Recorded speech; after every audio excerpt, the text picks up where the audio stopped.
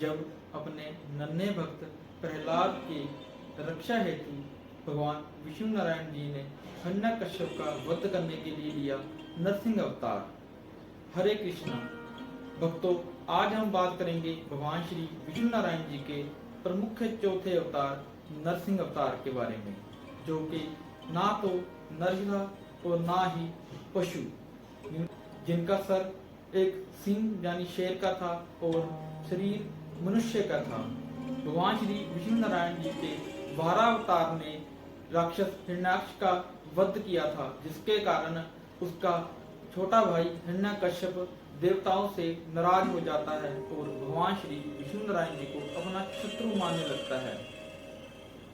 हिरण्यकश्यप को अपने घोर तपस्या के कारण ब्रह्मदेव से यह वरदान प्राप्त था कि ना तो उसे कोई नर मार सकता है, ना ही कोई मनुष्य मार सकता है, ना ही उसका वध अस्त्र से हो सकता है, ना ही उसका वध शस्त्र से हो सकता है।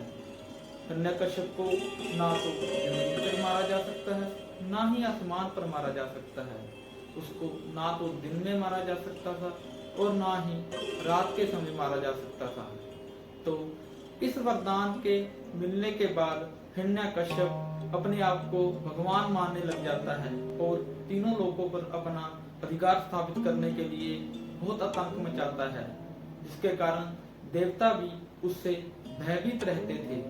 सभी देवता भगवान श्री विष्णु नारायण जी के पास जाते हैं और अपनी समस्या बताते हैं और भगवान श्री विष्णु नारायण जी देवताओं को भरोसा दिलाते हैं और नरसिंह अवतार में दानव हिरण्यकश्यप का वध करते हैं।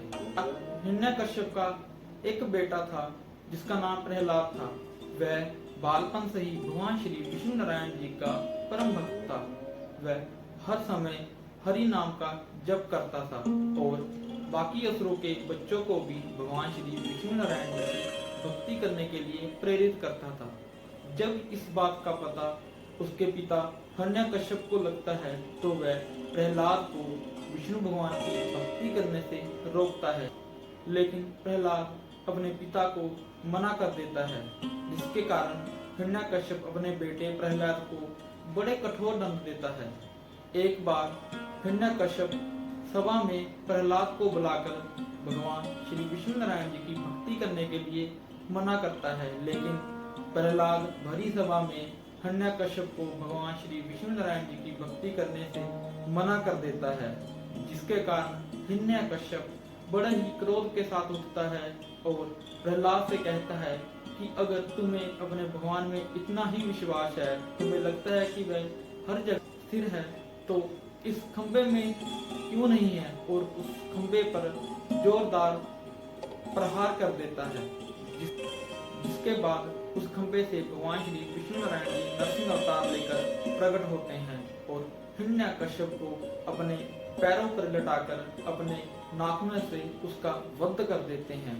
जब भगवान श्री विष्णु नारायण जी का नरसिंह अवतार हिरण्यकश्यप का वध कर रहा था, उस समय ना तो दिन था और ना ही रात थी, यानी कि वह समय शाम का सूर्यास्त होने का समय था। हिरण्यकश्यप की मृत्यु ना तो किसी अस्त्र से होती है, ना ही किसी शस्त्र से होती है।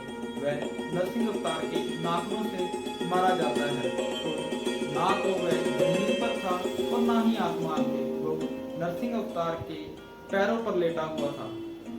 इस तरह भगवान श्री विष्णु नारायण जी हिरण्यकश्यप दानव का वध कर देते हैं और समस्त सृष्टि और देवलोक को उसके अत्याचारों से मुक्त करवाते हैं।